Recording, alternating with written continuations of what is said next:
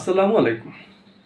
প্রিয় এনটিআরসি চাকরি প্রত্যাশী ভাই বোনেরা, আপনারা যারা ১৯তম সার্কুলার জন্য দীর্ঘ মাস ধরে প্রতীক্ষা ছিলেন, হয়তো আপনাদের সেই প্রতীক্ষার অবসান ঘটতে যাচ্ছে।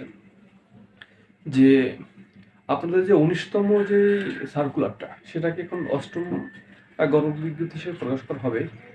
সেটার মানে সার্কুলারটা প্রকাশের সময়টা খুবই সন্নিকটে ঘনিয়ে আসছে, অনেক প্রতীক্ষার পরে। এনটিআরসি শূন্যপদ তালিকা দিতে বলছিল। প্রত্যেক শিক্ষা প্রতিষ্ঠানকে, স্কুল কলেজ মাদ্রাসা, তারা তাদের শূন্যপদের যেই রিকুইজিশন ফর্মটা পূরণ করছে, যার তালিকাভুক্ত হয়েছে প্রায় ৭৭,২১৭ জন, ২২৭ জন, ৭৭,২২৭ জনের শূন্যপদ প্রকাশ করা হয়েছে। একটা বিশ্বস্ত সূত্রে জানা গেছে যে যে আসছে ১৯তম সার্কুলার, অর্থাৎ নবম গণবিজ্ঞপ্তিতে আপনাদের শূন্যপদ হচ্ছে ৭৭,২২৭ জন।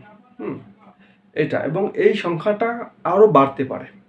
আরও একদিন সময় আছে চূড়ান্তভাবে মানে প্রকাশ করার। তো আপনাদের জন্য এটা বিশাল সুসংবাদ, অর্থাৎ এই যে শূন্যপদ তালিকাটা আগামীকালকেরই একেবারে চূড়ান্তভাবে হাতে চলে আসবে। এরপরে আর কোনো কাজ নেই এনটিআরসির।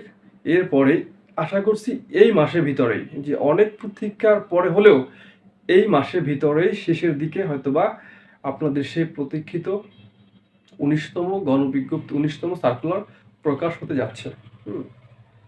তো এই ছিল সর্বশেষ ১৯তম সার্কুলার আপডেট।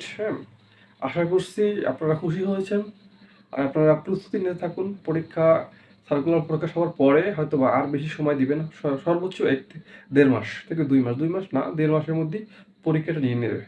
তো শুভকামনা রইল সবার জন্য। ভালো থাকবেন, সুস্থ থাকবেন। আল্লাহ হাফেজ।